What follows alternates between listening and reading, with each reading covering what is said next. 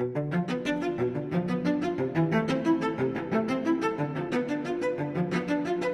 are undoubtedly in a period of crisis, a global crisis. What I see it as, and I think many other people do also, a spiritual crisis. It's a crisis of awakening.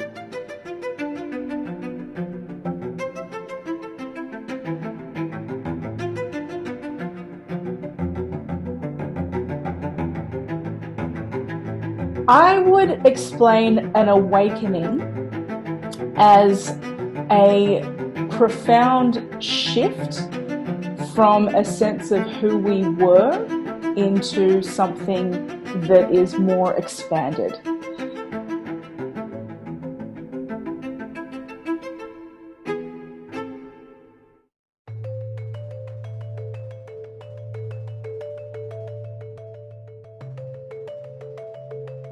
First of all, mainstream science, up till now really, but it is changing, has described physical reality in terms of its appearance of separation, an appearance of the physical or our universe being solely materialistic. And essentially that's wrong.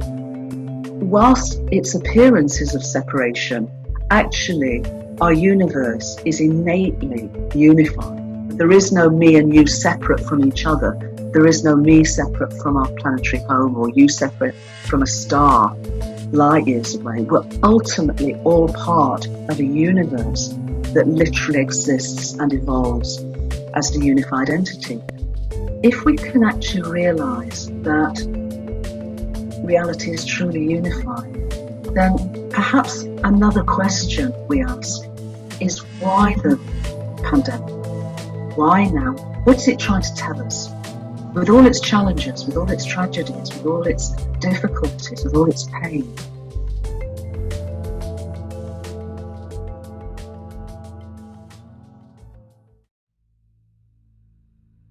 Any crisis is a potential moment of transformation. What we know from wisdom paths is they're pretty unanimous in saying that crisis brings opportunity. And it requires that we break through our ego boundaries that become solidified and ossified over time. And through the cracks, the possibility of something new can emerge.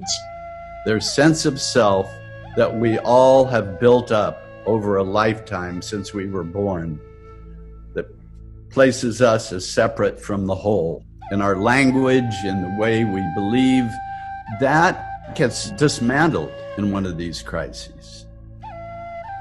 That all tribal contexts of initiation that have mapped out the personal and spiritual journey starts with the process of separation.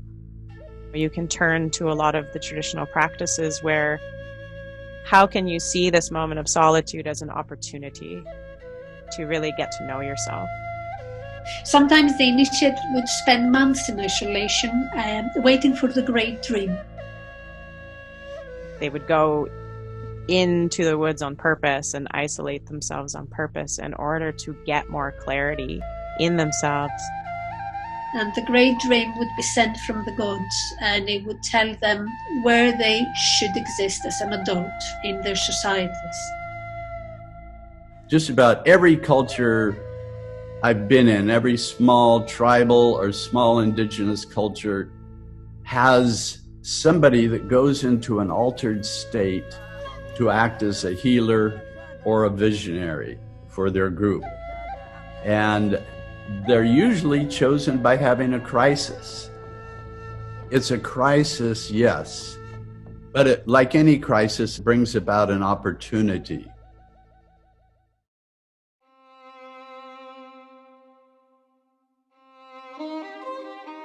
However challenging circumstances sometimes have been, it's those circumstances that I learn from. So I see this special time we are living in a way also as a wake-up call to understand on a deeper consciousness level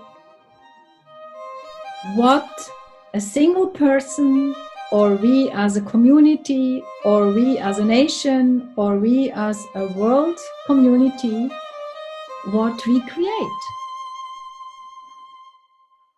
And my sense is that perhaps we can, instead of seeing it as a crisis to be overcome and then go back to the old normal, which was unsustainable, might we not use a metaphor from nature of metamorphosis? And I see this time, this is probably the simplest metaphor, as a metamorphosis, you know, the caterpillar that moves into its little cocoon and it gets smashed up into smudgy pieces. And in that chrysalis, the caterpillar itself dissolves. It becomes totally liquid. And right now, this is a liquid moment. I heard somebody say that recently and I thought, wow, that's a beautiful way of putting it. This is a liquid moment. And anything can happen.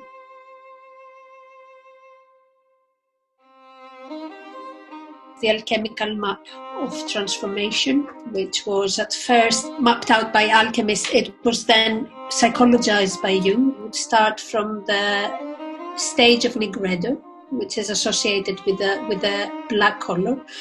And this is a stage of suffering and darkness. It's a state of confusion. And it's a time where old forms dissolve and everything sort of comes into questioning. So nothing can be taken for granted. Even though it's a very despairing state, it is only through this chaos that transformation can only really emerge from. So it's really an essential part.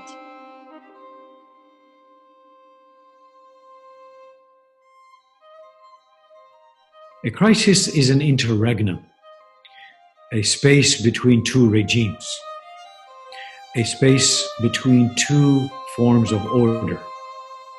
So it's a difficult intermediary space. But for transformative learning, that is when it happens.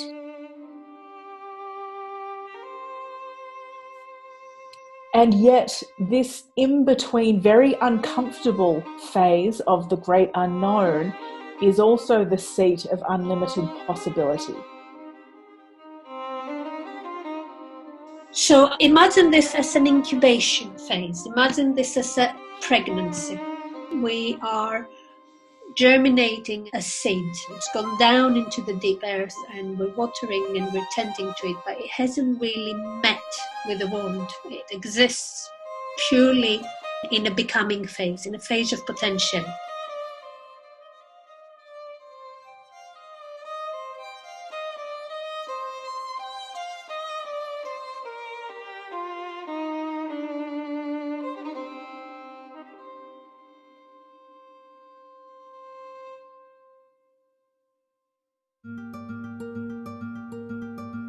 The first key phase is coping with the crisis, getting through it as best we can, staying safe. Our body is built to hijack our cognitive mind in times of stress. So we will naturally become either more shut down or more vigilant. So first and foremost, I'd suggest to someone who's feeling the fear, don't try and deny it. Don't try and run from it. A key initial step is acknowledging that we don't know. We don't even know what is happening during the crisis. In that not knowing, there can be fear. So how can you relax that, and how can you support people to be in the not knowing and just say that's okay? We have to meet it and engage with it rather than somehow try to fall back into our old comforts and our old dependencies. One of the ways that can help is to just stop whatever you're doing and take some deep breaths. Simple as that, as simple as that. We just have to stop, you know, sit for a moment, or sit at a tree, or go in the nature, you know, whatever serves you to slow down, to be in the moment, in presence. Well, I think the first part is really about holding ourselves in trust so that you can be present and that you can be in a state of trusting life. And that doesn't mean that you don't need to feel the fear, but the fear is not taking over. And when that calmness, when that feeling of peace emergence, then to focus on what it is that we love. What are we grateful for? That makes it already possible for you to come more into your heart. Whatever your worldview is, doesn't matter, that already happens. And to come into parts of your brain that are not being focused on stress or fight, flight, freeze, but perhaps can let you relax so that you can access something else in yourself. This is where the mindfulness comes in terms of watching how the fear is impacting on us and being able to kind of distance ourselves a little bit, step back a little bit from it. You know, we're not our thoughts, we're not our emotions. Also normal in a time like this to feel overwhelmed that way. So the more you can move into mindfulness, which is embodied tasks, doing some yoga, going for walks, coloring, doing some crafts, things that bring you into the moment and paying attention to what you actually see, what you actually hear, what you actually feel, will start allowing your nervous system to calm down, and you might recognize that there's space here to do work in this stillness, but that it's also okay for that to sometimes be challenging and difficult, because it is.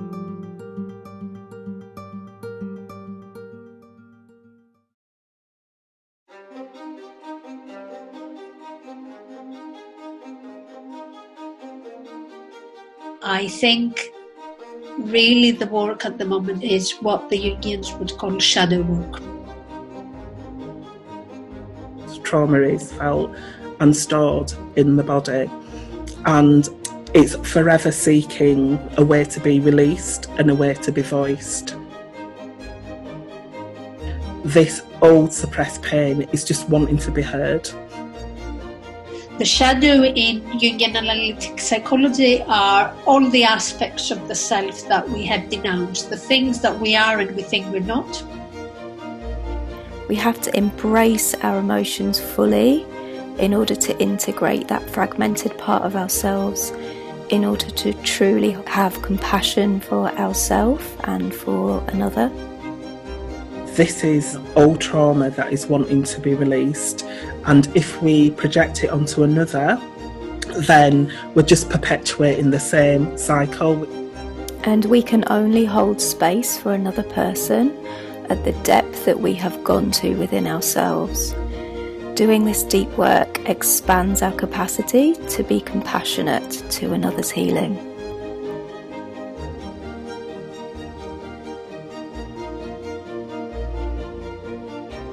I'm very much into creating safe spaces where people can authentically speak from their heart, to be able to voice all your emotions. Where people are supported to be able to have a time out and to reflect on their life and connect with themselves. And so how to create an environment that's open and inviting. Find someone who you know you can be true with, that isn't going to judge your emotions as something that needs to be bypassed or transcended. You provide maximum freedom, but within a container of maximal safety. So if we were to be able to create a space and have different kinds of experiences that would allow the human being to begin to imagine what is it within them that they could change. But the benefits both for ourselves and for the world as a whole are potentially paradigm shifting.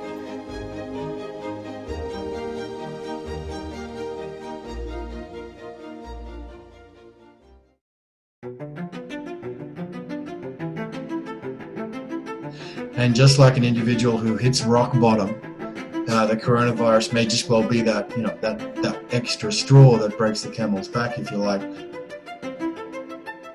Because the pandemic stopped us in our tracks, and with all its tragedies and challenges, it's also, I feel, offering us an opportunity to reflect, to go within. To allow us collectively to make different choices, to make different decisions, to come out of our dark night of the soul, to come out of this crisis moment and into a positive new future. Now, that's not going to be easy. So really, this is the process of confronting ourselves and really asking, who are we? Beyond the illusions of who we think we are, beyond the illusions of the very sanitized persona. And what will get us through this, in my view, is not fear, it's love. If we can see it as an opportunity, then we can harness the gifts of the healing and the growth, of the kind of resolving the underlying trauma, of working with the shadow material, of kind of really growing and stepping more fully into who we're meant to be, you know, in terms of what we have to offer the world.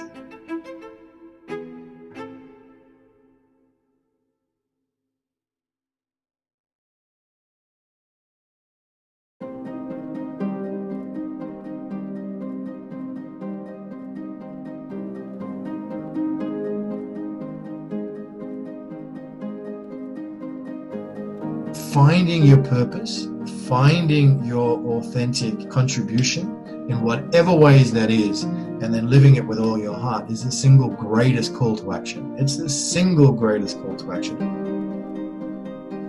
It's about becoming action. It's about becoming one with what we do. It's the way what you think, how you use your words, how you live your life with action. The call to action is to use that impulse to do something towards our best selves and to share that with others. This is the time to take a stand. So at this moment in time, I think we are all called to find out what we actually want to see in the world when this is all over.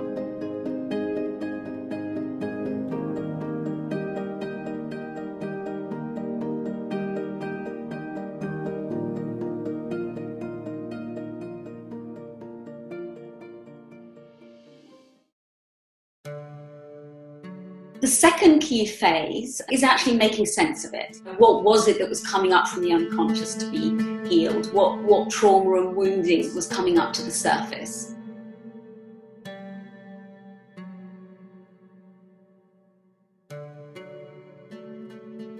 Once the initiate, the alchemist, was able to successfully navigate the challenges of the Nigredo, the dark night of the soul, successfully, then that would give way to the Albedo.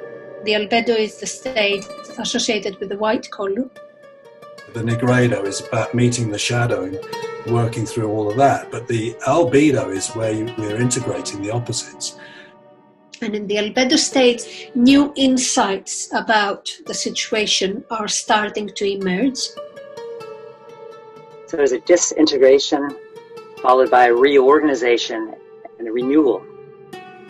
There's an opening to an understanding of the purpose, the wider purpose. For each individual, I think it is really about widening the horizon, seeing the bigger picture and one's own part in it. So what was the crisis about?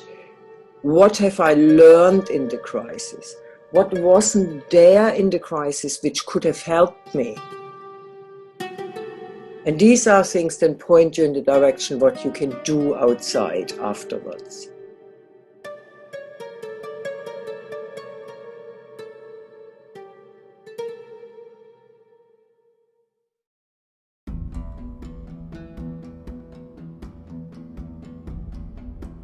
Sacred activism, it means doing that deep inner work, finding our best conscious selves and using that energy to take political action, to take social action.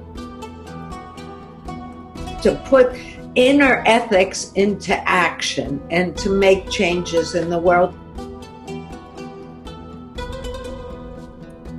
I think the inner and the outer are important because there's a link of authenticity between our inner experiences and how we then go out in the world and what we do.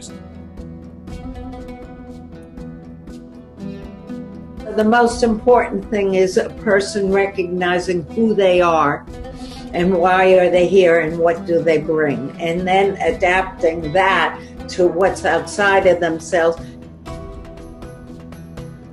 In the outer work in the world, it's about reveal thyself, but revealing what's true to the inner work that we're doing.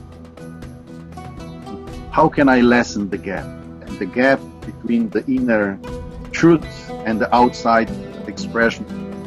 There's really only one solution: connecting to our hearts and our values and asking the question, where do my personal values meet the world's needs?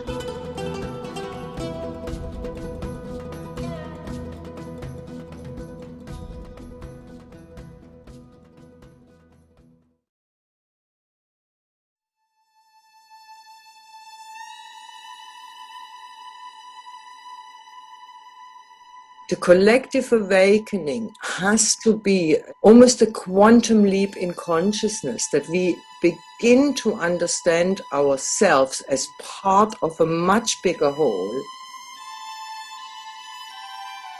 This is the time to take our responsibility for how we exist in the world, and how we exist in our small world, and how we exist in the bigger, wider world. All the scientific discovery is really validating what we are already doing and what we already knew, and how important it is for us to stay connected to one another for mental health, and also to stay connected to the planet. Where instead of our worlds being focused around what's good for me, we start thinking about what's good for the whole. Take the time to understand that we are one humanity, and this is possible if we take responsibility for change.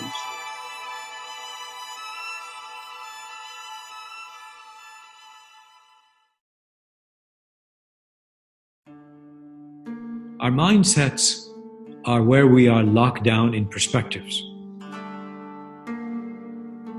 And so we need to develop a whole other level of perspectival capability, individually and collectively, to even let in observations that we're not able to share yet.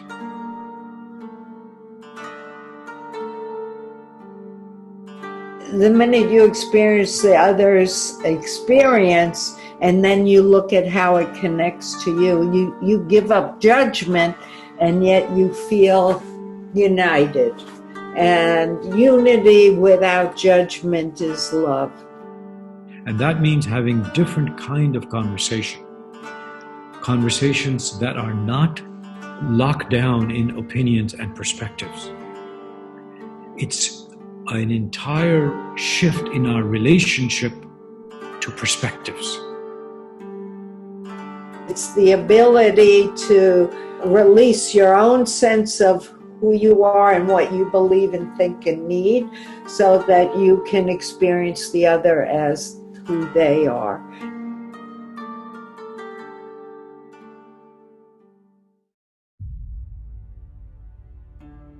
To take some time listening to different perspectives and letting those affect us. If we don't let them affect us, there's not even the beginnings of the process of being able to integrate it. Which is why I say I really advocate having to swallow your pride, having to suspend your beliefs and just listen. You put yourself in a position of someone that you do judge. If you're able to put yourself in those positions, it's good to ask how many of us would do differently.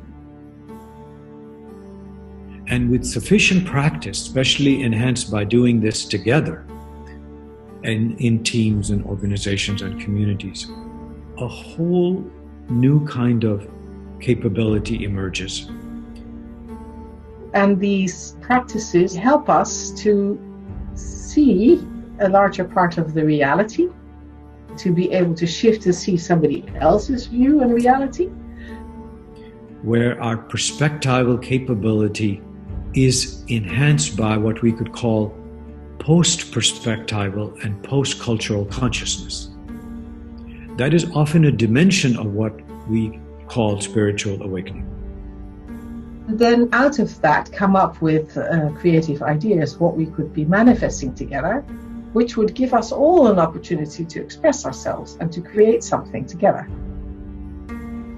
And this post-perspectival consciousness, post-cultural consciousness, enables a whole other kind of conversation and a whole other kind of collective action emerging from such conversations.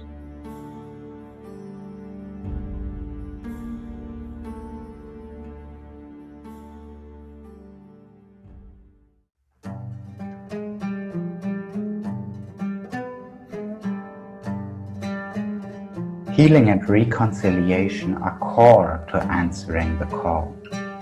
As long as we don't heal, we stay reactive in our actions and decisions. Healing to me means the process of integrating pain and trauma in a way that cuts reactive bonds. To come to a point where the past doesn't hold us, but informs the present and the future in a way that serves our evolution. It's so relevant and poignant at this time to understand that ancestral healing is an essential part of our collective evolution. When we look at ancestral trauma or our ancestral lineage, we sometimes can look at it in a narrow way. It's not just the physiology that's passed down, trauma is passed down, and our gifts are passed down. We're just learning about generational trauma in a scientific state. Now, there's been experiments with rats where they shock them and give them a certain smell, like a Pavlovian dog. They go into a total fear state. And on that 5th generation, they introduce that smell again to those rats, and they go into that fear state.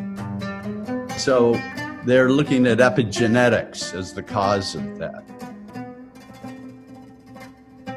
And the point is, we're all human beings and we all have certain histories. And if you look at all the genocides and the wars, people are suffering. So how do we go beyond suffering into a place of equity and peace and joy and understanding and connectivity?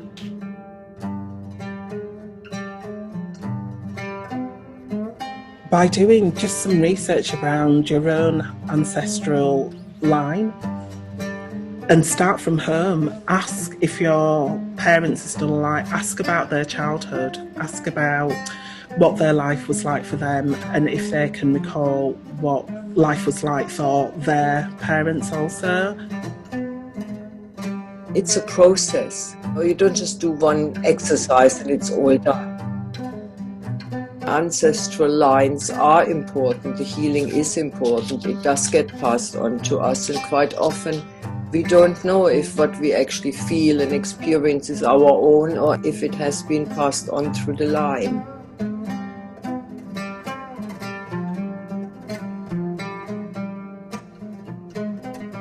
Embracing the history and story of ancestral trauma for me wasn't necessarily just my own individual story and path.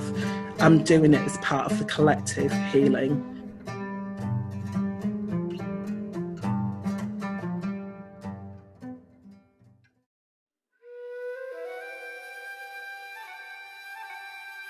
An important part of the healing process is finding ways to express our wounds and trauma. And creativity and all kinds of art can help us to do so. You can explore through painting, through drawing, through dancing. You just do it with an intent. the unspoken can surface in the creative process and find expression. Art can bridge the divide caused by traumatic experiences. Entering into mindfulness means entering into embodied states. Most people who went through trauma go out of their bodies. And so the more embodied practices you have, it's like a natural means of entering into mindfulness. And many indigenous cultures know much more about this than our culture does. And they often put creative and mostly embodied practice at the center of their rituals. Music has a big part to play in our collective healing, and so does movement. Rhythm has been shown, collective drumming has been shown to induce trance. We know that when people dance together, they go into trance states together. Spontaneous movement will naturally release trauma. It brings them back into their bodies. Purpose is not a thing. Our purpose is to be love, if there's a purpose to anything in life. And whatever way you can express love, whether that's through art, dance, movement, writing, speaking, begin somewhere, but always begin from a place of love.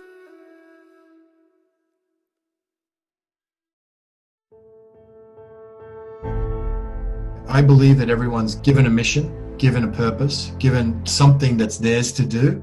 And I think the best thing you can do for the planet is to really find out what that is and to follow it with all of your heart. Allow life to show what it can bring us, and that it's a miracle, and we follow our steps where they take us. And when you feel that, it's intuition, it's guidance, it's etc., but it allows one to follow one's footsteps. And as we care for each other and love each other and remember our love for each other, and hopefully for our Mother Earth and all her children, then that can be part of the healing process on not just an outward level, but an inner level. And that can be helpful in helping us to heal our collective dis-ease of the illusion, the separation